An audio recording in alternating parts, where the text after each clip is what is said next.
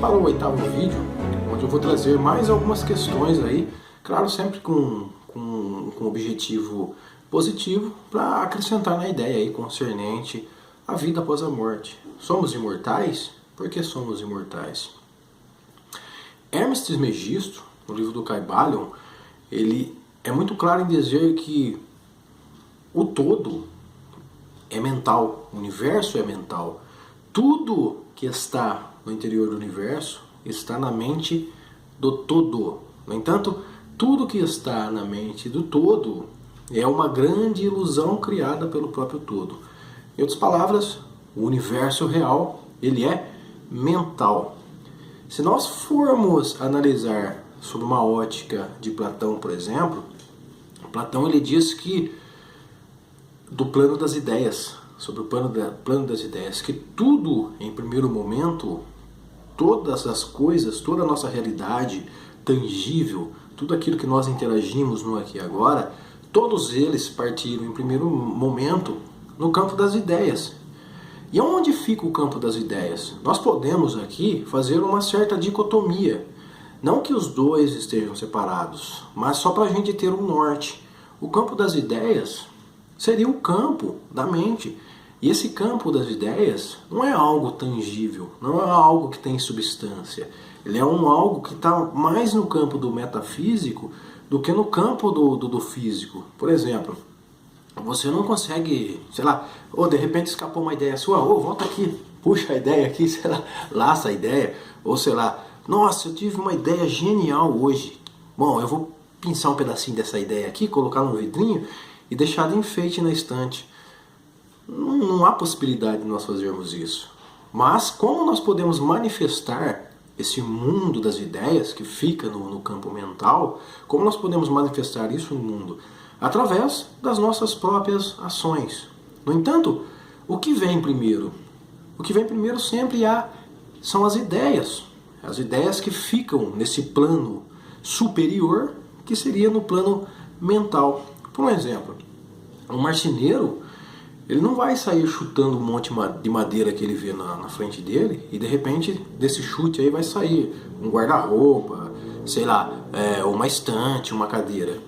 Obviamente, para ele projetar um guarda-roupa, uma cadeira, o que seja, ele vai ter que primeiramente pensar quais são as condições, ele vai ter que fazer certos planejamentos, ele vai ter que colocar isso no papel, ele vai ter que fazer algumas medidas. Ou seja, primeiro vai sair de um plano intangível, de um plano que seria um plano teórico.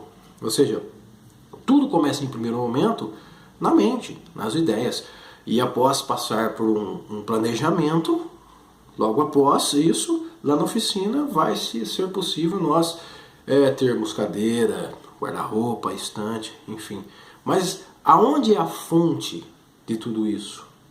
A fonte de tudo isso, em primeiro momento, está no campo das ideias. Ou seja, se não houvesse um campo de ideias, não seria possível haver a vida como a gente interage aqui e agora. Ou seja, todas as estruturas sociais, seja ela o que for, elas em primeiro momento, a raiz de todas as estruturas, estão no campo das ideias. No entanto, o campo das ideias não é algo ilusório. Ele é algo que é mais real do que esse plano físico.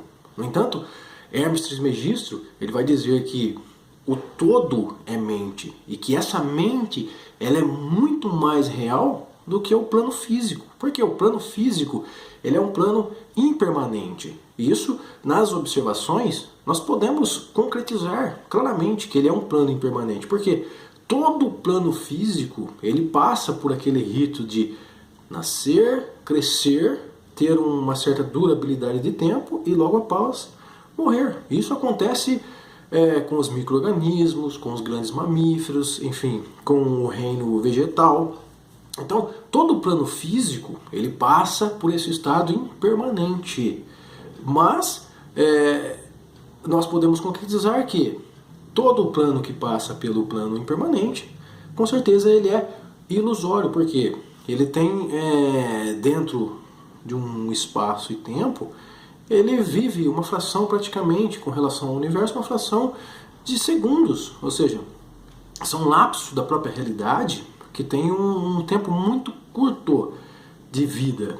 E até mesmo esse plano físico nosso, que nós estamos vendo, tem um plano muito curto. Por que esse plano é muito curto? Porque ele é um plano ilusório. Por quê? A raiz do plano da materialização é sim que é um plano muito mais real do que esse plano que nós vivemos agora. Eu não posso aqui dizer para vocês que o plano mental, sendo ele um plano metafísico, porque isso está muito claro, uma vez que nós não podemos sei lá, colocar as nossas ideias dentro de um potinho, mas nós sabemos que nós somos a ideia.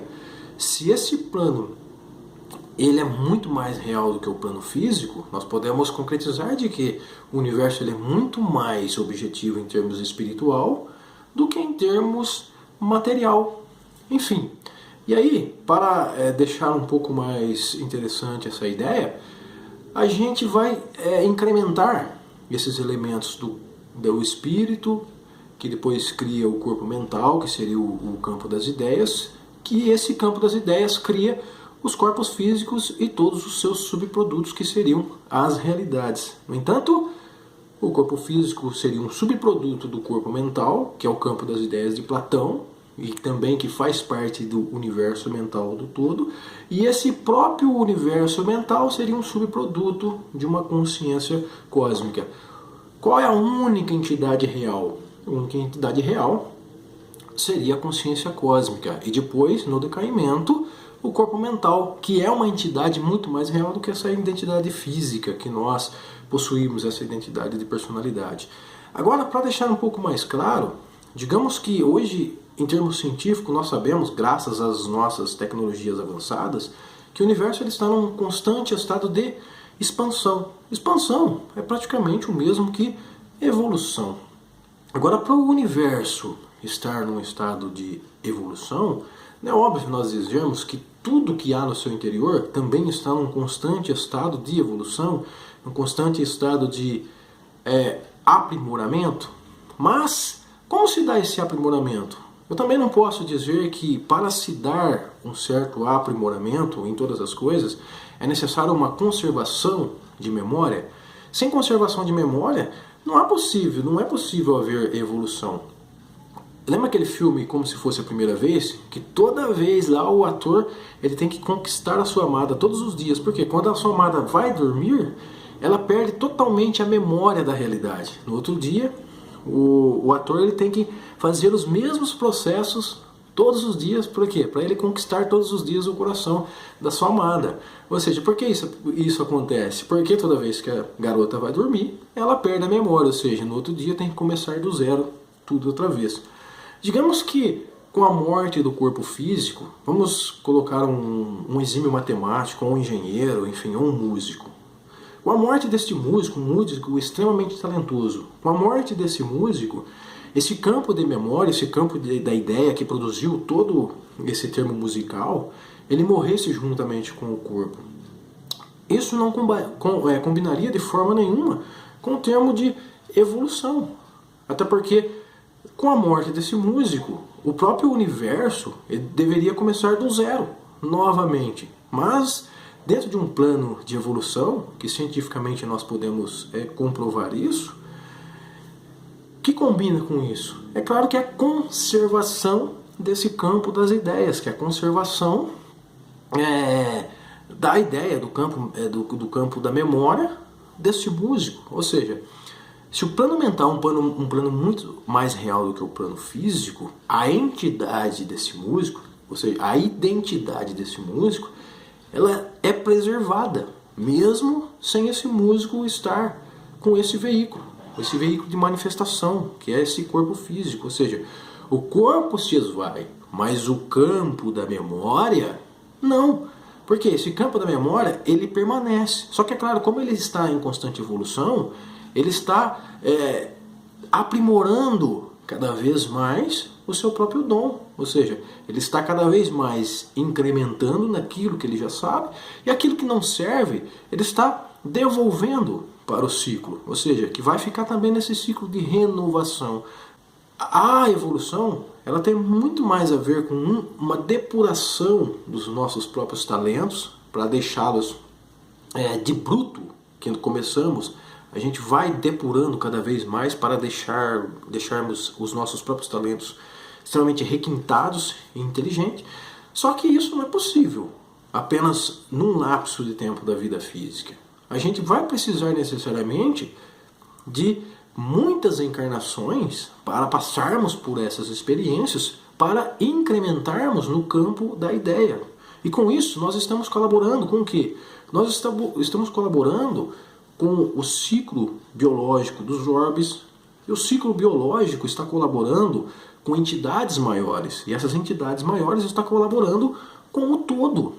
Ou seja, o primeiro momento de todas as coisas, desde o micro-organismo até os grandes mamíferos e os seres humanos, é que nós somos, em realidade, entidades muito mais metafísicas, que somos entidades mentais, que estamos ocupando temporariamente corpos físicos para aprimorarmos, depurarmos a nós mesmos, num contexto de evolução. E por que nós podemos entender dessa forma? Se nós formos nos valer sobre alguns conceitos de Immanuel Kant, ele diz que a natureza ela não deixa brecha.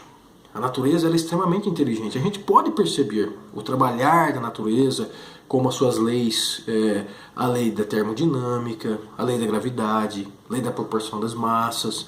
Nós sabemos que todas essas leis intrínsecas à natureza elas são muito precisas, muito inteligentes. Então, através das suas leis, nós podemos perceber que a natureza ela não deixa brecha. Ela é extremamente inteligente. Então, nos valendo desse conceito, nós podemos deixar muito claro que se a natureza coloca em nós, seres humanos, uma consciência um pouco mais clara, um pouco mais depurada com relação aos nossos irmãos animais, ou seja, nós podemos enxergar o mundo com uma visão bem mais transcendental, ou seja, nós temos a percepção de que vamos morrer, nós temos a percepção de podermos fazer algumas escolhas, ou seja, nós temos aquele nosso lado instintivo, mas nós temos esse lado mais humano, esse lado que necessita de viver em sociedade, esse lado que necessita de criar certos afetos, enfim, esse lado nosso de amar as pessoas, de odiar as pessoas. E nós temos, no fim de tudo, esse poder de escolher. Ou seja, isso faz com que nós sejamos, em termos de inteligência, um pouco mais acima do que os nossos irmãos animais. Como a natureza ela é inteligente, ela não nos dá isso em vão. Porque, como diz Kant, se a natureza não estivesse oferecendo para nós um propósito maior, mas que esse propósito maior ele está muito mais no campo do metafísico ou no campo do espiritual do que no campo do físico, se ela não estivesse nos dando este algo maior, este algo transcendental, os instintos bastariam.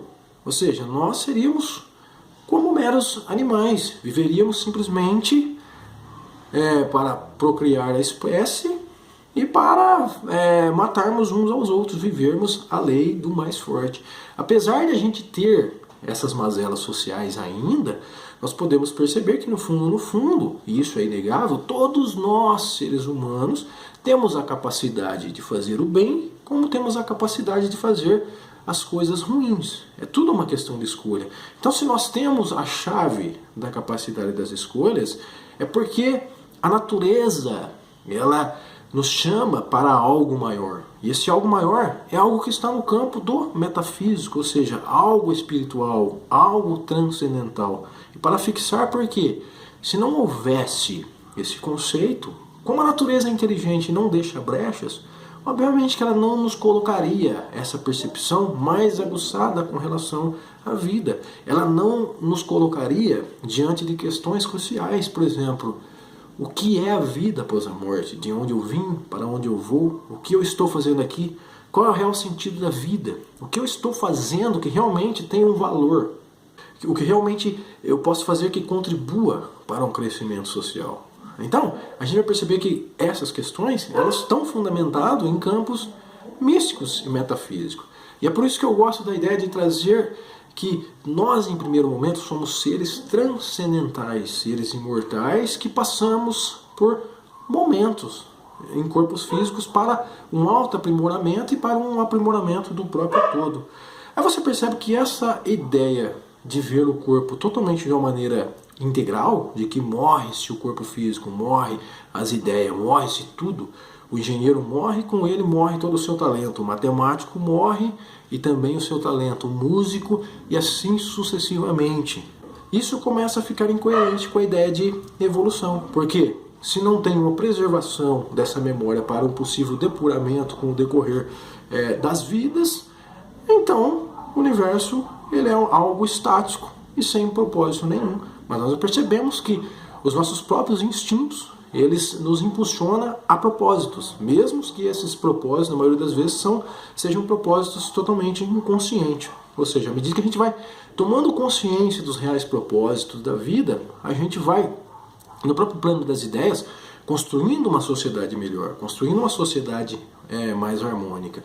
Agora, se nós viermos somente de uma proporção materialista, de que tudo isso perde, não há razão nem mesmo para termos essa inteligência. Mas por que nós somos dotados dessa inteligência?